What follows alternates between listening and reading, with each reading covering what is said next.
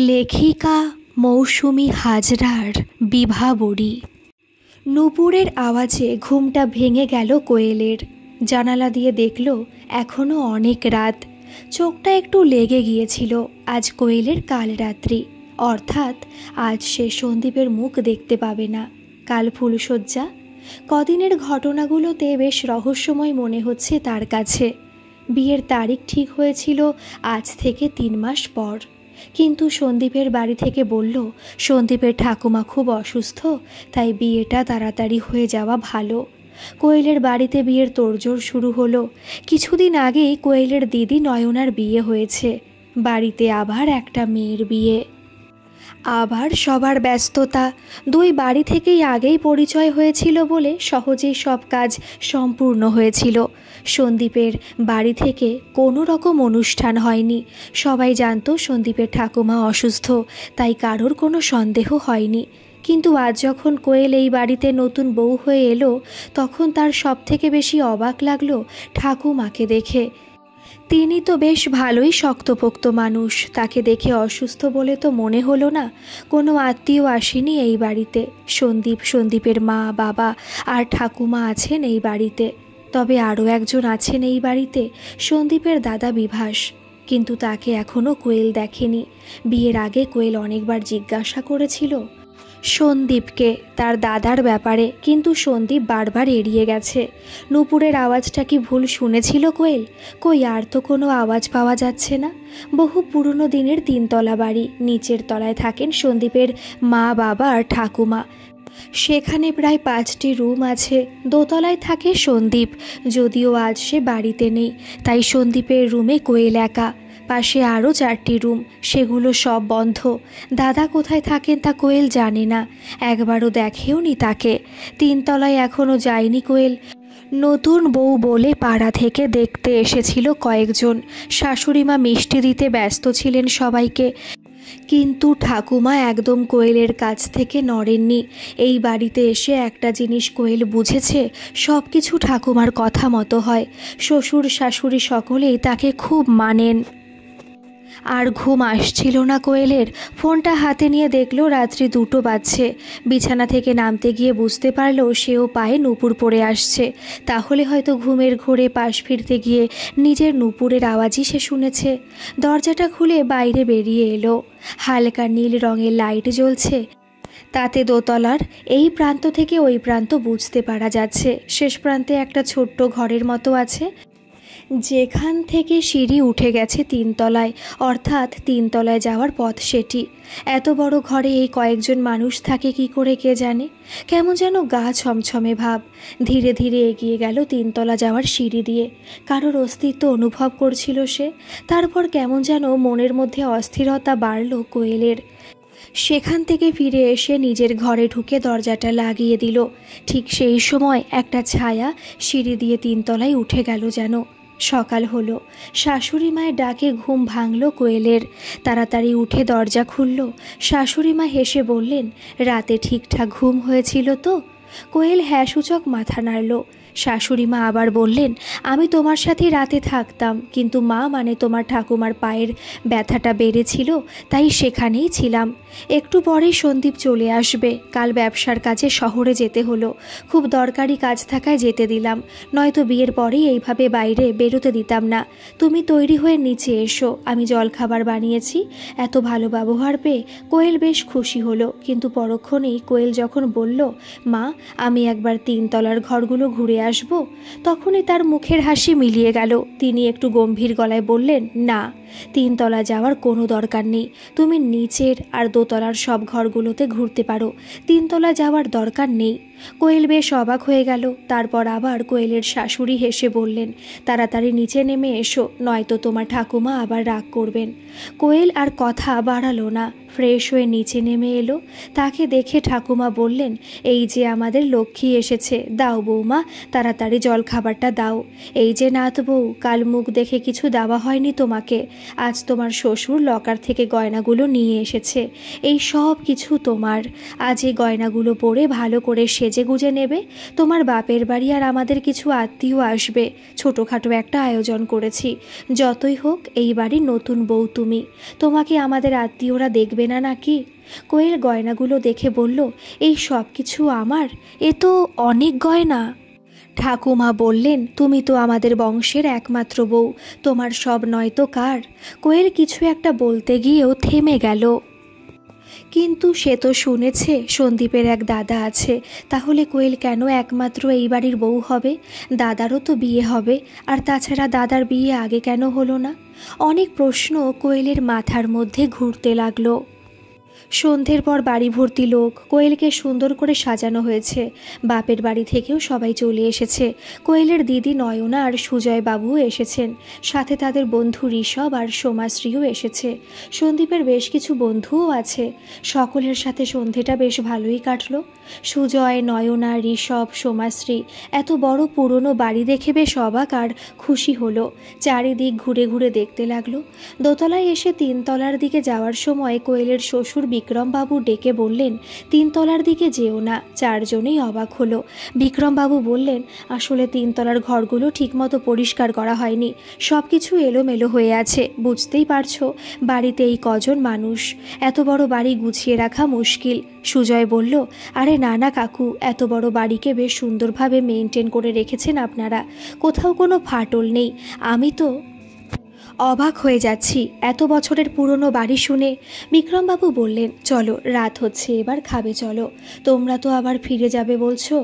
ঋষভ বলল, হ্যাঁ কাকু, আমরা চারজনেই এখান থেকে কলকাতা ফিরে যাব, তবে ছুটি পেলেই চলে আসবো এখানে ঘুরতে। বিক্রমবাবু হেসে বললেন, বেশ ঠিক আছে।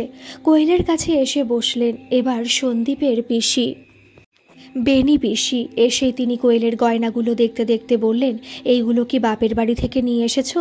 কোয়েল বলল, না না, বাপের বাড়ির গয়না আজ আমি পরিনি, সেইগুলো বিয়ের দিন পরেছিলাম, আজ এইগুলো ঠাকুমা আমায় দিয়েছেন। বেনি পিসি মুখ বাঁকিয়ে বললেন, ও, সব গয়না বুঝি তার একমাত্র নাত বউকেই দিয়ে দিয়েছেন?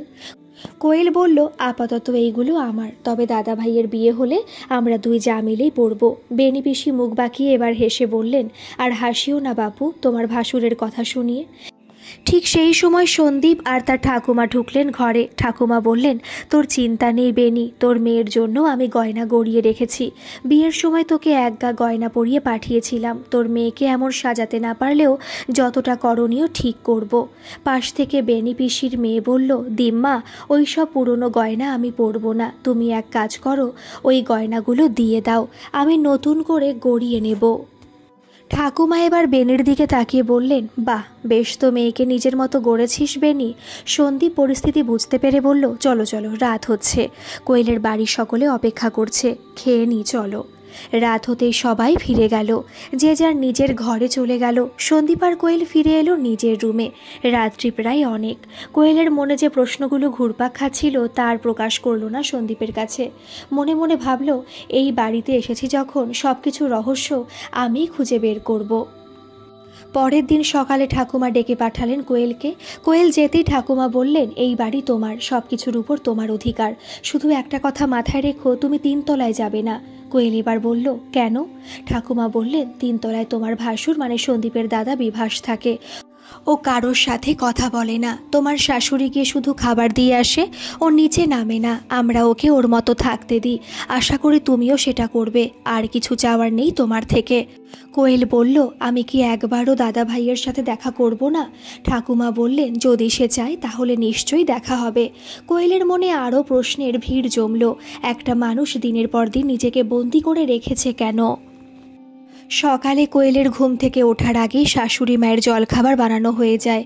কোয়েল তাড়াতাড়ি কাজ করার জন্য এগিয়ে এলেই শাশুড়ি মা হাতটা ধরে বলেন, এই তো সবে কদিন এসেছো, এখনই কাজ করার কি দরকার? এই সব তো একদিন তোমাকে সামলাতে হবে। কোয়েলকে জলখাবার দিয়ে একটা প্লেটে খাবার সাজিয়ে নিয়ে শাশুড়ি মা চলে যান। কোয়েল জানে এই খাবার কোথায় যাচ্ছে, কিন্তু সেখানে যাওয়ার কোনো অধিকার নেই তার। সন্দীপের সাথেও কথা বলে কোনো লাভ হয়নি, বারবার এড়িয়ে গেছে, শুধু বলেছে সবাই যা বলছে তাই শোনো, দাদা পছন্দ করে না বাইরের কারোর সাথে কথা বলতে। কোয়েল সেটা শুনেই বলেছিল আমি তো বাইরের কেউ নই, আমি তো তার ভাইয়ের স্ত্রী।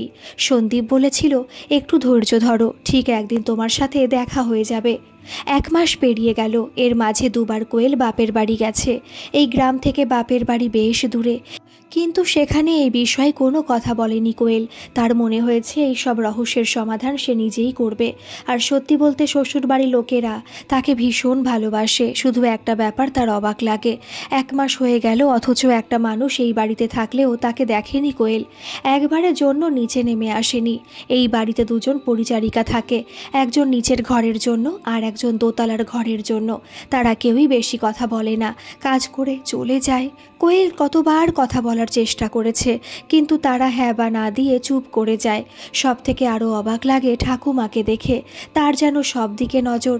কোথায় কার সাথে কোয়েল কথা বলে সেখানে গিয়ে উপস্থিত হন, যেন কোনো সত্যকে কোয়েলের থেকে আড়াল করার চেষ্টা করা হয়। কিন্তু কতদিন, একদিন না একদিন তো সব সত্যি বেরিয়ে আসবে।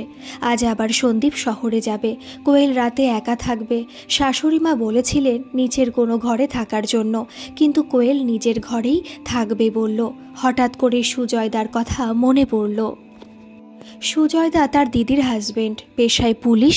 ফোনটা বের করে সুজয়দাকে ফোন করলো কোয়েল। আরে কোয়েল ম্যাডাম, মনে পড়ল সুজয়দাকে? খুব সংসারী হয়েছ মনে হচ্ছে। না না, এখানে আমাকে কিছুই কাজ করতে হয় না। তাহলে ফোন টোন নেই কেন? আর কেমন আছো? সন্দীপ কেমন আছে? আর তোমার শ্বশুর বাড়ি সকলে কেমন আছেন? সবাই ভালো আছে। গলার স্বর এমন লাগছে কেন? কোনো চিন্তার বিষয় আছে নাকি? তোমার সাথে একটা কথা শেয়ার করতে চাই, কিন্তু তার আগে তুমি কথা দাও তুমি দিদিভাইকে কিছু বলবে না। আচ্ছা বলবো না, কথা দিলাম, তুমি আমাকে সব বলতে পারো। এই বাড়িতে আসার পর একটা বিষয় নিয়ে বেশ ভাবনায় পড়ে গেছি। আমাকে বলা হয়েছে 3 তলার ঘরে না যাওয়ার জন্য। দোতলা আর নিচের ঘরে আমি যখন খুশি যেতে পারি, কিন্তু 3 তলায় যাওয়া চলবে না। 3 তলা থেকে ছাদে যাওয়া যায়, তাই ছাদে অবধি যেতে পারি না। আমাকে তারা যথেষ্ট ভালোবাসে, কিন্তু এই বিষয়টা আমার বেশ অবাক লাগে। তোমার এই কথাটা শুনে মনে পড়ল আমরা যেদিন তোমার বাড়িতে গিয়েছিলাম, আমি, তোমার দিদি ঋষভ আর সোমাশ্রীও 3 তলায় উঠতে গিয়েছিলাম। সেই সময় তোমার শ্বশুর মশাই আমাদের বারণ করলেন যেতে। তখন বলেছিলেন 3 তলার রুমগুলো পরিষ্কার করা হয়নি, সব এলোমেলো হয়ে আছে, আমরা তাই আর যাইনি। কিন্তু আসল ব্যাপার হলো ওখানে সন্দীপের দাদা থাকেন, আমি এখনও তাকে দেখিনি। তিনি নিজেকে ওখানে বন্দি করে রেখেছেন যেন, একবারও নিচে নেমে আসেননি। সে কি, এটা তো বেশ অদ্ভুত কথা। হ্যাঁ সুজয়দা, আমাকে বলা হয়েছে উনি কারোর সাথে দেখা করতে চান না, তাই আমার সেখানে যাওয়া বারণ। আচ্ছা কোয়েল, তুমি বলতে পারবে উনি মানসিক দিক থেকে সুস্থ তো? মানে আমি কি বলতে চাইছি তুমি নিশ্চয়ই বুঝতে পারছো। উনি যদি মানসিক ভারসাম্যহীন হতেন তাহলে বাড়ির কারোর কাছে ঠিকই জানতে পারতাম, নয়তো সন্দীপের কাছেও জানা যেত। সেরকম কিছু তো শুনিনি। আচ্ছা সন্দীপ কিছু বলেনি তোমাকে এই ব্যাপারে? না সুজয়দা, ও বিয়ের আগেও এই বিষয়টা নিয়ে এড়িয়ে যেত, এখনও তাই করে। সন্দীপের দাদা কোনো অপরাধ কিছু করেনি তো, যার জন্য নিজেকে আড়াল করে রেখেছে। এই যে পুলিশের মন শুধু সন্দেহবাতিক। বাবা, শ্বশুর বাড়ির লোকের ব্যাপারে বলছি বলে খুব গায়ে লাগছে। আচ্ছা আমি মজা করছি, তুমি এক কাজ করো, কোনো রকম সন্দেহজনক কিছু বুঝলে আমাকে জানাবে। দরকার হলে যখনই ফ্রি থাকবে আমাকে একবার ফোন করে নেবে। করব, তুমি শুধু দিদিভাইকে কিছু বলো না। বলবো না, তুমি বিশ্বাস রাখতে পারো, কিন্তু তুমি আমার থেকে কিছু লুকোবে না। ঠিক আছে, আজ রাতে আমি একা, সন্দীপ শহরে যাবে, ভাবছি সবাই ঘুমিয়ে গেলে 3 তলায় যাব। না না থাক, এত সাহসের দরকার নেই। তারপর তুমি একা, কেউ সাথে থাকলে তবু ঠিক ছিল। কিছু হবে না সুজয়দা, আমি খুব সাহসী, তুমি ভেবো না। আমি তোমাকে কাল ফোন করে সব জানাবো। যা করবে সাবধানে করবে, যখন ইচ্ছে আমাকে ফোন করতে পারো। ঠিক আছে সুজয়দা। কিছুক্ষণ পর ঠাকুমা কোয়েলের রুমের বাইরে থেকে বললেন, ঘুমিয়ে গেছো নাত বউ? কোয়েল সাথে সাথে বেরিয়ে এসে বলল, না না ঠাকুমা, আমি জেগে আছি। আপনি সিঁড়ি দিয়ে উঠে আমার কাছে কেন এলেন? কোনো দরকার হলে আপনার কাছে যেতাম আমি। ঠাকুমা বললেন, ও আমার অভ্যেস আছে, আজ রাতে আমি তোমার কাছেই শোবো। তুমি একা আছো, ভয় লাগতে পারে তোমার। কোয়েলের মুখটা ফ্যাকাশে হয়ে গেল এটা শোনার পর। কোনোভাবে ঠাকুমা শুনতে পাননি তো যখন সুজয়দার সাথে কথা হচ্ছিল? এই ঘরের যেন দেওয়ালেরও কান আছে। কোয়েল মাথা নেড়ে বলল, ঠিক আছে, আপনি এখানেই থাকুন। তারপর ঠাকুমা বললেন, এসো নাতবু, তোমার চুলটা একটু বেঁধে দিই। আগে আমি নিজের চুল বাঁধতে পারতাম না বলে আমার শাশুড়ি মা বেঁধে দিতেন, তার কাছ থেকেই শিখেছিলাম। তোমার শাশুড়ি মায়ের চুলও আমি বেঁধে দিতাম। কোয়েল বারণ করলো না, চুপচাপ চিটুনিটা ঠাকুমার হাতে দিয়ে বসে পড়ল।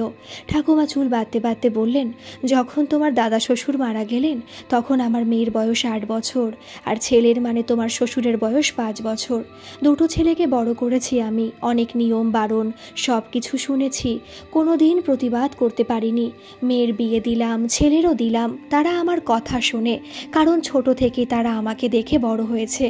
তোমার শাশুড়ি মাও খুব ভালো, আমাকে নিজের মায়ের মতোই ভালোবাসে, আমিও তাকে খুব স্নেহ করি। তুমি আমাদের বাড়ির বউ, তোমার প্রতি সব দায়িত্ব কর্তব্য আমাদের। কিছু জিনিস একটা পর্দার মধ্যে থাকে, তা একসময় ঠিকই প্রকাশ পাবে, অপেক্ষা শুধু এক হাওয়ার কিংবা ঝড়ের, যা পর্দাকে সরিয়ে দেবে। তোমার অনেক কৌতূহল আমি জানি, থাকাটাও স্বাভাবিক। 1 মাস পেরিয়ে গেল, 3 তলার ঘরে যে আছে তাকে তুমি চোখে দেখোনি, এমনকি তার কোনো ছবিও এই বাড়িতে দেখোনি তুমি। আসলে সে চায় না তাকে কেউ দেখুক, কিন্তু সে জানে তুমি এই বাড়িতে এসেছো। একদিন না একদিন এই রহস্যের থেকে পর্দা সরে যাবে। ঠাকুমার কথা শুনে কোয়েল বেশ অবাক হলো। কি সুন্দর করে কথা বলেন তিনি। ওনার কথা শুনে মনে হলো অনেক ঝড়ঝাপটা তার উপর দিয়ে বয়ে গেছে। রাত হলো, দুজনেই ঘুমিয়ে গেল। একটু বেলা বাড়তেই সন্দীপ ঘরে ফিরল। নিজের ব্যাগটা ঘরে এসে রাখলো সে। কোয়েলকে বলল, তোমার জন্য কিছু জিনিস এনেছি। কথাটা বলে ওয়াশরুমে গেল সন্দীপ। এদিকে কোয়েল ধৈর্য ধরে রাখতে না পেরে ব্যাগটা খুলে 2টো প্যাকেট দেখতে পেল। প্রথম প্যাকেটটা খুলতে 2টো ঘুঙুর পেল। নাচের সময় পায়ে এই রকম ঘুঙুর ব্যবহার করত কোয়েল। সন্দীপ মনে করে নিয়ে এসেছে। কথাটা ভাবতেই কোয়েল খুশি হয়ে গেল। শাশুড়ি মায়ের গলার আওয়াজ পেতেই কোয়েল ঘুঙুরগুলো প্যাকেটে রেখে দিল। সন্দীপও রুমে এলো। শাশুড়ি মা বললেন, তুই এনেছিস যা আনতে বলা হয়েছিল তোকে? সন্দীপ প্যাকেটগুলো বের করে দেখে নিয়ে প্রথমের প্যাকেটটাই তার মায়ের হাতে দিয়ে বলল, এই যে সব নিয়ে এসেছি। কথাটা বলে মায়ের দিকে তাকিয়ে স্নিগ্ধভাবে হাসলো। তারপর মা প্যাকেটটা নিয়ে চলে গেলেন। কোয়েল বেশ অবাক হলো, ওই প্যাকেটে তো ঘুঙুর আছে, তাহলে কি সন্দীপ ভুল করে শাশুড়ি মায়ের হাতে দিল? সন্দীপ বলল, কি ভাবছো তুমি? কই কিছু না তো, কি এনেছো দাও আমাকে। দ্বিতীয় প্যাকেটটা ব্যাগ থেকে বের করে বলল, তোমার মেকআপের সমস্ত জিনিস আছে এতে। তুমি সাজতে ভালোবাসো, তাই তুমি যে প্রোডাক্টের মেকআপ ইউজ করো সেগুলো দেখে আমি নিয়ে এসেছি। একবার দেখো তো সব কিছু ঠিক আছে কি না। অন্য সময় হলে এইগুলো হাতে পেয়ে কোয়েল ভীষণ খুশি হতো, কিন্তু ঘুঙুরগুলো কার জন্য এনেছে সন্দীপ? ওকে জিজ্ঞাসা করাটা কি ঠিক হবে, নাকি ঠাকুমার কথা মতো অপেক্ষা করাটাই ঠিক হবে? রাত্রি প্রায় 1টা। ঘুমের মধ্যে কোয়েল একটা আওয়াজ পেল। সন্দীপ ঘুমোচ্ছে।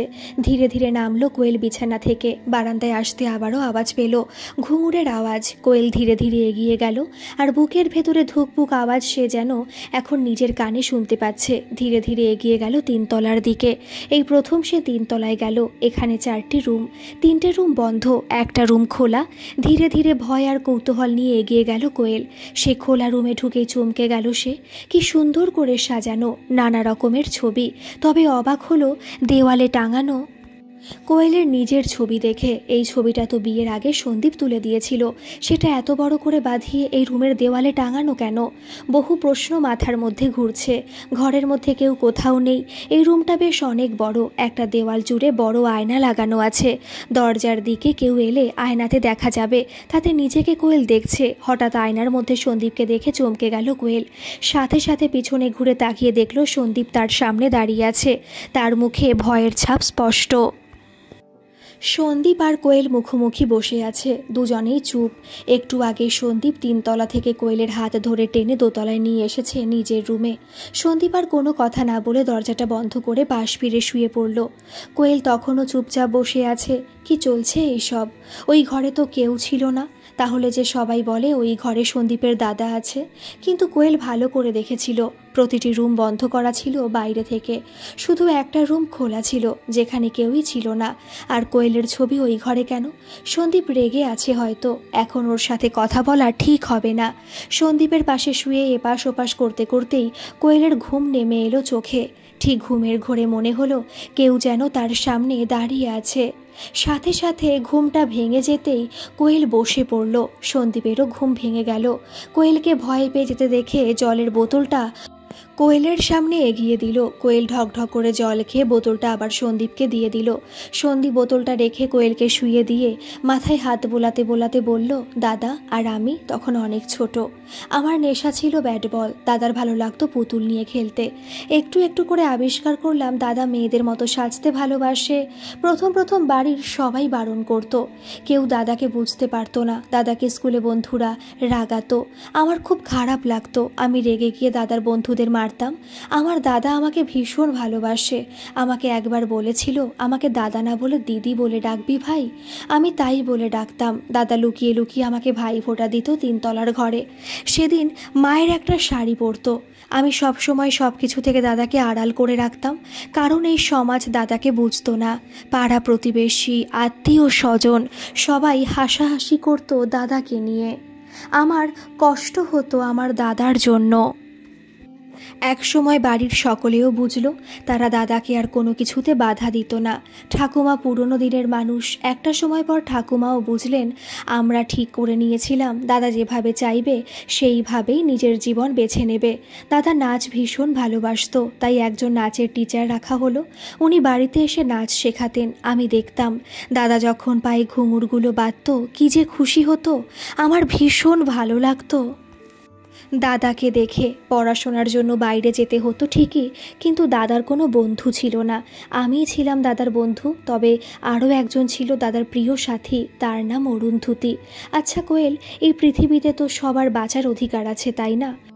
কোয়েল দেখল সন্দীপের চোখে জল। কোয়েল চোখের জলটা মুছিয়ে দিয়ে বলল, আমাকে এইসব আগে বললে কি হতো? সন্দীপ বলল, তুমি যদি না বুঝতে বা তোমার পরিবার যদি এইসব শুনে আমাদের বিয়ের জন্য রাজি না হতো। কোয়েল বলল, এই চিনলে আমাদের, আর এই সব কতদিন চাপা দিয়ে রাখবে? কতদিন উনি বা নিজেকে বন্দি করে রাখবেন? সন্দীপ বলল, তুমি এখন বাড়িতে কারোর সাথে এই বিষয়ে কথা বলবে না। আমি তোমাকে কোনো কিছু লুকিয়ে রাখতে চাইনি। শুধু মনে হয়েছিল এই সত্যিটা জানার পর যদি তোমাকে হারাতে হয়, সেই ভয়েই। কোয়েল সন্দীপকে থামিয়ে বলল, আচ্ছা সন্দীপ, ওই ঘরে তো কেউ ছিল না, তাহলে উনি কোথায়? মনে হয় ছাদে। সারাদিন বাড়িতে বন্দি থাকে, তাই রাতে ছাদে যায়। দাদা ছাদে প্রায় নাচ করে। আমি পায়ের নুপুরের আওয়াজ পেয়েছিলাম আগে। হ্যাঁ, এই বাড়িতে তুমি আছো বলে দিনের বেলা নাচ করে না এখন। নাচই তো দাদার ভালোবাসা। এছাড়া আর কিছু নেই দাদার কাছে ভালো লাগার মতো। আমি শহরে গেলে দাদার জন্য সাজের জিনিস এনে দিই। খুব খুশি হয় দেখে দাদা। আমার কাছে এমন গোপনীয়তা কেন? দাদা মনে করে দাদার নজর খারাপ, ওর নজরে নাকি তোমার ক্ষতি হতে পারে, তাই ও তোমার সামনে আসে না। আমি অনেকবার ওকে বুঝিয়েছি। তোমার একটা ছবি যেদিন দেখিয়েছিলাম আমাকে বলেছিল, এই মেয়ের সামনে কখনো যেতে পারবো কিনা জানি না, এই ছবিটা বড় করে বাঁধিয়ে দিতে পারবি? হ্যাঁ, ছবিটা তো আমি ওই রুমে দেখলাম, কিন্তু এই সবের মাঝে নজর খারাপ কথাটার মানে কি? সে অনেক কথা বলতে পারো, দাদার এক কাহিনী লুকিয়ে আছে এর পেছনে। সেই সব কথা বলতে এখন আর ভালো লাগছে না, পরে কোনোদিন বলবো। সন্দীপ সব কথা কোয়েলের কাছে বলতে পেরে নিজেকে অনেকটা হালকা মনে করছিল। কোয়েল বলল, আমার প্রতি ভরসা আছে তোমার? সন্দীপ বলল, আছে বলেই তো সব কিছু বললাম। কোয়েল বলল, তাহলে এবার আমি যা করব তুমি আমাকে বাধা দেবে না। বিভাসদার আর আমার মাঝে তুমি আসবে না। সন্দীপ বলল, যা করবে ভেবেচিন্তে করবে। এই সবের মাঝে ও যেন কষ্ট না পায়। ও ছোট থেকে অনেক কষ্ট পেয়েছে, মন আর শরীরের মধ্যে মিল পায়নি। অনেক লড়াই করেছে নিজের সাথে, অনেক কিছু হারিয়েছে, শেষে এই জীবন বেছে নিয়েছে। কোয়েল বলল, এবার ঘুমিয়ে যাও, অনেক রাত হলো। কোয়েল মনে মনে ভাবল, আর বিভাসদাকে কষ্ট পেতে হবে না। ওকেই বন্দি জীবন থেকে বাইরে বেরোতে হবে। ও যেমন তেমনভাবে নিজেকে মেনে নিতে হবে। সমাজের ভয় পেলে চলবে না। কোয়েল মনে মনে ভীষণ খুশি হলো। বিভাসদার নাচ ভালোবাসে, কোয়েলও যে নাচ ভীষণ ভালোবাসে। সকালের জলখাবার কোয়েল আজ নিজে হাতে তৈরি করলো। বিভাসদার খাবার একটা প্লেটে দিয়ে শাশুড়ি মায়ের হাতে দিয়ে বলল, বলবেন তার ভাইয়ের বউ আজ জলখাবার বানিয়েছে, কেমন হয়েছে জানাতে। শাশুড়ি মা অবাক হলেন। কোয়েল আজ সংসারের সব কাজ নিজে হাতে সামলাচ্ছে। দুপুরের খাবারও নিজে হাতে বানালো। সন্ধ্যের দিকে বাগানের দিকে গেল, যেখান থেকে দাঁড়িয়ে 3 তলার বিভাসদার ঘরের জানালা দেখতে পাওয়া যায়। কিছুক্ষণ দাঁড়িয়ে থাকার পরেও কিছু দেখতে পেল না, ঘর অন্ধকার। কোয়েলের মনের ভেতর চঞ্চলতা বাড়ল, মনে মনে ভাবল যেভাবেই হোক বিভাসদার সাথে দেখা করতেই হবে। কেউ না থাকায় সুযোগ পেয়ে সুজয়দাকে ফোন করে সবটা জানালো। সুজয়দা অবাক হয়ে বলল, এই সাধারণ একটা বিষয় এইভাবে লুকিয়ে রাখার কারণ কি? কোয়েল বলল, সঠিকভাবে তো জানি না, তবে এর পেছনে অন্য এক কাহিনী আছে যা আমি বিভাসদার কাছেই জানব। সুজয় বলল, তুমি কিভাবেই কাজটা করবে? কোয়েল নিজের প্ল্যানের কথা সব জানালো সুজয়দাকে। সুজয়দা সব শুনে বলল, বাড়িতে কেউ কিছু জানতে পারবে না? কোয়েল বলল, জানলেও আমি আর পিছু হটব না। ভেবে দেখো সুজয়দা, একটা মানুষ এতগুলো বছর ধরে নিজেকে বন্দি করে রেখেছে, তাকে বের করতেই হবে। সুজয় বলল, তোমার আর তোমার দিদির জন্য আমার খুব গর্ব হয়। নয়নাও সব বাধা বিপত্তি পার করে গ্রামে স্কুল বানালো, এখন তুমিও একটা ভালো কাজ করতে চাইছো। তোমার যদি কোনো সাহায্য লাগে আমাকে অবশ্যই জানাবে। রাত হলো, সবাই প্রায় ঘুমিয়ে গেছে। সন্দীপ বলল, এই কোয়েল, তুমি এত রাতে শাড়ি পরে পায়ে ঘুঙুর পরে কি করবে? কোয়েল বলল, তোমাকে কাল রাতেই বলেছি তুমি আমাদের মাঝে আসবে না, আমি যা করছি করতে দাও, এই রুম থেকে বেরোবে না। আজ অনেক দিন পর কোয়েল নাচবে, তাও শুধু বিভাসদার জন্য। মোবাইলে গান চালিয়ে দোতলার বারান্দায় নাচ শুরু করলো, যাতে বিভাসদা দোতলায় নেমে আসে। সন্দীপ নিজের রুম থেকে আড়ালে দেখছে কোয়েল কি পারবে বিভাসদাকে নিয়ে আসতে। একের পর এক নাচ করতে করতে কোয়েলের মনে হলো কেউ যেন সিঁড়িতে লুকিয়ে আছে। কোয়েল এবার গান বন্ধ করে বলল, পারবে আমার সাথে নাচ করতে, নাকি ভয় হয় হেরে যাবার? কেউ কথা বলল না, কিন্তু কোয়েল তার উপস্থিতি অনুভব করছে। সে ওখানেই লুকিয়ে আছে। কোয়েল আবারও বলল, জানি জানি আমাকে নাচে হারানো মুশকিল, তাই আমার সামনে আসতে ভয় হচ্ছে, তাই না বিভাবরী? কোয়েল শুনতে পেলে কেউ নূপুর পরে নিচে নেমে আসছে। ধীরে ধীরে অন্ধকার থেকে এগিয়ে আসছে কোয়েলের দিকে। মনে মনে একটা ভয় আর কৌতূহল নিয়ে কোয়েলও এগিয়ে গেল কিছুটা। দুজনে সামনাসামনি হলো, একে অপরের দিকে চেয়ে রইল। অবশেষে কোয়েল পেরেছে তাকে সামনে আনতে। কোয়েল নরম সুরে বলল, আমার সাথে কেন এমন লুকোচুরি বিভাবরী? নামটা শুনে বিভাস বলল, এই নাম তুমি আমাকে দিলে? কোয়েল বলল, হ্যাঁ, বিভাবরী মানে রাত, তুমি তো রাত ভালোবাসো, তাই তুমি বিভাবরী, এই নামেই আমি তোমাকে ডাকবো। বিভাবরী বলল, তাহলে কোয়েল থেকে আমিও কুহু নামে তোমায় ডাকবো। সন্দীপ লুকিয়ে ওদের কথা শুনছে আর মনে মনে ভাবছে, কোয়েল সত্যি পারবে তো ওকে বাইরে নিয়ে আসতে? সন্দীপও চায় ও বাইরে বেরিয়ে আসুক, সবার সামনে আসুক। বাড়ি 3টি মানুষ কিছু টের পেলেন না। এর মাঝে সখ্যতা বাড়ল বিভাবরী আর কুহুর। এখন দিনের বেলাতেও তারা দুজনে দেখা করে। কোয়েল সুযোগ পেলেই চলে যায় বিভাবরীর কাছে। একদিন বিকেলে কোয়েল বলল, দাও তো তোমার চুলটা বেঁধে দিই। কোয়েল চুল বাঁধছে, এমন সময় তার শাশুড়ি মা এসে উপস্থিত হলেন। হাত থেকে থালাটা পড়ে গেল কোয়েলকে এই ঘরে দেখে। বিভাবরী বলল, মা, তুমি কুহুকে কিছু বলো না, আমি ওকে এখানে নিয়ে এসেছি। একদিন আমি তোমাদের বলেছিলাম এই 3 তলায় যেন ও না আসে, আর আজ আমি বলছি ওকে আমার কাছে আসতে বাধা দিও না, ভাইও জানে। কোয়েল বলল, কতদিন আমার থেকে সব কিছু আড়াল করে রাখবেন? আমিও তো এই বাড়িরই একজন সদস্য। শাশুড়ি মা বললেন, আমি আড়াল করতে চাইনি, এই বাড়ির কেউই আড়াল করতে চায়নি কোনো কিছু। বিভাস কারোর সামনে আসতে চায় না, আমরা অনেকবার ওকে বুঝিয়েছি। কোয়েল বলল, আসবে। বিভাবরী এবার সবার সামনে আসবে। বিভাবরী বলল, না কুহু, তোরাই আমার পৃথিবী, আর আমার কিছু চাই না, আমি এইভাবেই থাকতে চাই।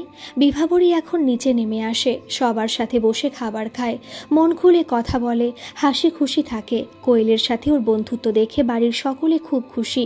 দুজনে একসাথে নাচ করে। সন্দীপ দুজনের জন্য নাচের সাজ পোশাক এনে দেয়। সবাই ভীষণ খুশি। এর মাঝে ঠাকুমা একদিন কোয়েলকে ডেকে বলেছিলেন, একটা পর্দা তুমি সরিয়ে ফেলেছ, এবার বিভাসকে বাইরে নিয়ে আসতে পারবে তুমি? কোয়েল কথা দিয়েছে সে পারবে। একদিন দুপুরে কোয়েল আর বিভাবরী দুজনে বসে গল্প করছে। কোয়েল বলল, তুমি বাইরে বেরোতে চাও না কেন বিভাবরী? আমার সাথে শরীরের মিল নেই, মানুষ হাসাহাসি করে আমাকে দেখলে। তাছাড়া আমার নজর খারাপ। কে বলেছে এই সব কথা? তোমার শরীরে স্বয়ং কৃষ্ণ আর রাধার বাস, তুমি যেমন তুমি তেমনই থাকো।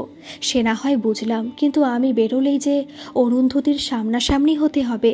কে অরুন্ধতী? তোমার ভাই বলছিল এই নামে তোমার একজন বান্ধবী আছে। আমি যে ওর জীবনে নজর দিয়েছি। কী সব বলছো বিভাবরী? এই সব কী কথা? বিভাবরী ফুপিয়ে কেঁদে উঠল।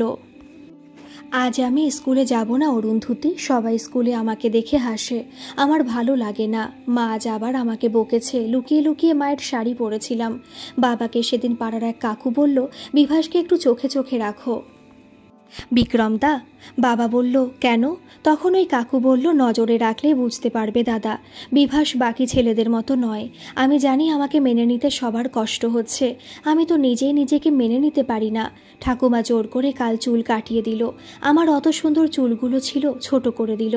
আমি লুকিয়ে লুকিয়ে খুব কেঁদেছি। ভাই আমাকে কাল চকোলেট এনে দিয়েছে। ও আমাকে ভীষণ ভালোবাসে, আমাকে বোঝে। আমাকে কেউ বকলে ও আমাকে আগলে রাখে, আমি কাঁদলে ও কষ্ট পায়। অরুন্ধতী আর বিভাস দুজনে পুকুর পাড়ে বসে আছে। বিভাস কথাগুলো বলতে বলতে পুকুরের জলে ঢিল ছুটছে, আর অরুন্ধতী চুপ করে শুনছে।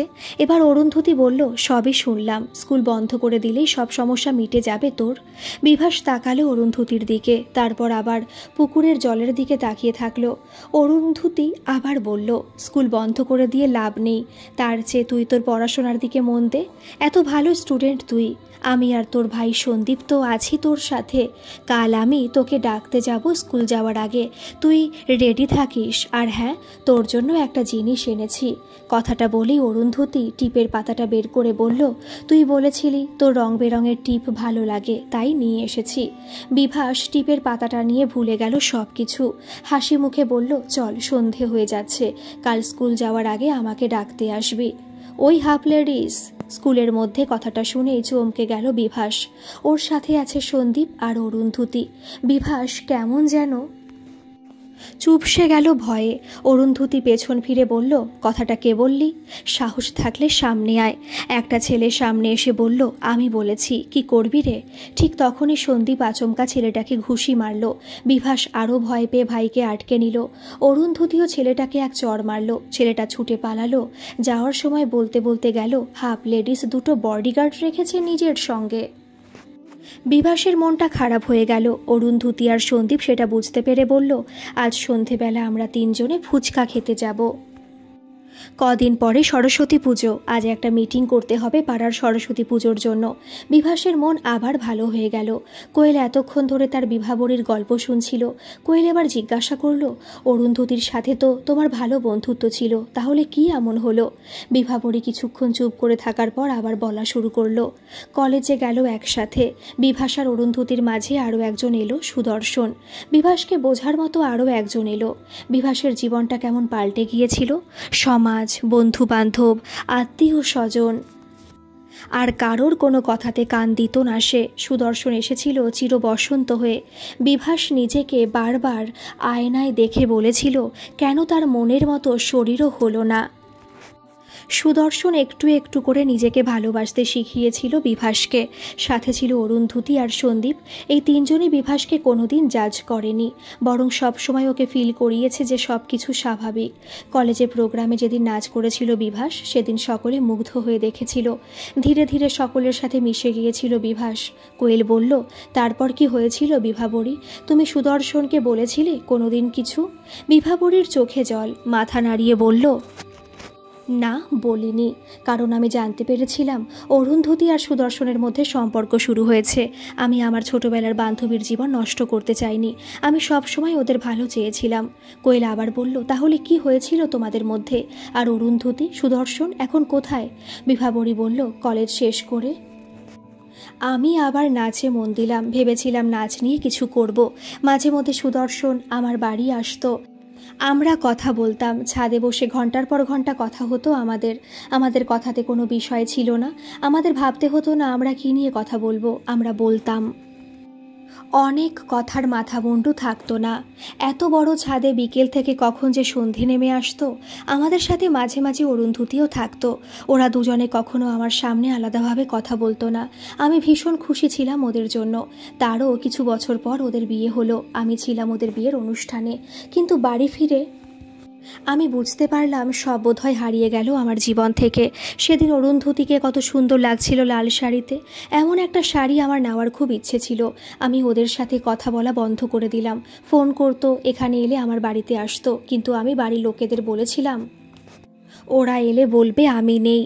একসময় ওরা শহরে চলে গেল, আমার কাছ থেকে সব হারিয়ে গেল। কোয়েল বিভাবরী চোখের জল মুছিয়ে বলল, তারপর কি হলো? বিভাবরী বলল, তারপর 2 বছর পর হঠাৎ একদিন অরুন্ধতী আমার বাড়ি এলো। আমি তখন নিচে ছিলাম, হঠাৎ আমার সামনাসামনি হলাম। ওর শরীরে তখন বাড়তি মেদ জমেছে, চোখে মুখে সুখের ছাপ। চোখ গেল পেটের দিকে। অরুন্ধতী 7 মাসের অন্তঃসত্ত্বা ছিল। আমার কাছে এসে আমাকে জড়িয়ে ধরল। অনেকদিন পর আমাদের দেখা হলো। তারপর ওর সুখের জীবনের কথা বলছিল। সেদিন সুদর্শন আসেনি। আমি একসময় ওদের সুখের কথা শুনতে শুনতে বলে ফেলেছিলাম, এই সুখ আমারও হতে পারত যদি আমি একজন শরীরের দিক দিয়েও নারী হতাম। তাহলে কখনো সুদর্শনকে আমি অরুন্ধতীর হতে দিতাম না। তারপর অরুন্ধতী কেমন চুপ হয়ে গেল, কিছু না বলেই চলে গেল। আমি সেদিন ওকে আর আটকাইনি। ঠিক তার পরের দিন শুনলাম সুদর্শন মারা গেছে ঘুমের মধ্যে। আমি ছুটে গেলাম অরুন্ধতীর কাছে। কথাটা বলেই কান্নায় ভেঙে পড়ল বিভাবরী। কোয়েল বিভাবরীকে 2 হাতে জড়িয়ে ধরল। তারপর মাথায় হাত বোলাতে বোলাতে বলল, তারপর? বিভাবরী নিজেকে সামলে নিয়ে বলল, অরুন্ধতী সেদিন অসহায়ভাবে আমার দিকে তাকিয়েছিল। ওর চোখ যেন বলছিল, আমার সুখে এভাবে তুই নজর দিলি? বিভাবরী কাঁদতে কাঁদতে বলল, ওর সুখে আমি নজর দিয়েছি কুহু, আমার নজর খারাপ। কোয়েল কিছুক্ষণ পর বলল, তুমি ওদের কোনো খবর জানো? কেমন আছে অরুন্ধতী? বিভাবরী বলল, আমি আর ওদের কোনো খবর জানি না। তারপর থেকে আমি নিজেকে ঘরবন্দি করে নিয়েছি। আজ 5 বছর হয়ে গেল। আমি জানি না অরুন্ধতীর সেই গর্ভের সন্তান কেমন আছে এখন। কোয়েল বলল, তোমাকে বাইরে বেরিয়ে আসতে হবে বিভাবরী। তোমার এখন অনেক কাজ। তোমাকে অরুন্ধতীর সামনাসামনি হতে হবে। এটা কোনো নজর দেওয়া নয়। সুদর্শনের মৃত্যুর জন্য তুমি দায়ী নও, এটা হবার ছিল। কিন্তু অরুন্ধতীর সাথে তোমাকে কথা বলতে হবে। ও তোমার ছোটবেলার সাথী, তোমার খারাপ সময় ও তোমাকে সাথ দিয়েছে। বিভাবরী কান্না থামিয়ে বলল, কিন্তু ওকে এখন খুঁজবো কোথায়? কোয়েল বলল, সেই সব ব্যাপার আমার উপর ছেড়ে দাও, তার আগে আরও একটা কাজ আছে। বিভাবরী অবাক হয়ে বলল, কি কাজ কুহু? কোয়েল বলল, আমার দিদিভাই নয়না আর ওর হাজবেন্ড সুজয়দা কলকাতায় থাকে। সেখানে একটা আমি নাচের স্কুল খুলবো ঠিক করেছি। ওরা আমাকে সব রকম সাহায্য করবে বলেছে। ওদের 2 জন বন্ধু আছে, ঋষভ আর সোমাশ্রী। ওরা অলরেডি সব ঠিকঠাক করে রেখেছে। এবার তোমাকে বেরিয়ে আসতে হবে। অনেক অনেক বাচ্চা আছে যাদের নাচ শেখাতে হবে। আমিও থাকবো সাথে। সপ্তাহে 3 দিন ক্লাস রাখবো। তুমি আর আমি যাব। বিভাবরী বলল, আমি পারবো না রে কুহু। কোয়েল বলল, ঠিক পারবে, আমি থাকবো তোমার সাথে। উঠে এসো, দেখো নিজেকে আয়নায়। বিভাবরী নিজেকে দেখছে আয়নায়। কোয়েল বলল, এটাই তুমি। নিজেকে একবার মেনে নাও, তুমি আলাদা নাও। তুমি আর 5টা মানুষের মতো। তোমার নজর খারাপ নয়, তোমারও বাকি মানুষের মতো অভিমান হয়, কষ্ট হয়। সেখান থেকে দাঁড়িয়ে তুমি অরুন্ধতীকে কথাটা সেদিন বলেছিলে। ওর সামনাসামনি হতে হবে তোমাকে, ওকে তোমাকেই বোঝাতে হবে। বাড়ির সকলে তখন এসে বলল, অনেক হয়েছে, এবার তোকে বেরোতে হবে। এতদিন বিনা দোষে নিজেকে ঘরবন্দি করে রেখেছিস। যে যা খুশি বলুক, যে জীবনটা পেয়েছিস সেটা নিয়েই তোকে চলতে হবে। সেটাকে সুন্দর তোকেই বানাতে হবে। 6 মাস পর আজ নাচের স্কুল খুলছে। বিভাবরী, কোয়েল, সন্দীপ পরিবারের সকলেই উপস্থিত সেখানে। ঋষভ, সোমাশ্রী, নয়না, সুজয়, রাজ ভীষণ ব্যস্ততা। সব কিছু ওরা দেখাশোনা করছে। বিভাবরীকে সামনে পেয়ে আজ ওরা ভীষণ খুশি। বিভাবরীর সাথে কোয়েলেরও আজ স্বপ্ন সত্যি হলো। এবার থেকে নাচের স্কুল চালাবে বিভাবরী আর কোয়েল। পায়ের ঘুঙুরের আওয়াজ ভুলিয়ে দেবে অতীতের সমস্ত তাচ্ছিল্য আর উপহাস। গল্পটি কেমন লাগলো অবশ্যই কমেন্ট করে জানাবেন। আর ভালো লাগলে একটা সাবস্ক্রাইব করে আমার পাশে থাকবেন। ধন্যবাদ।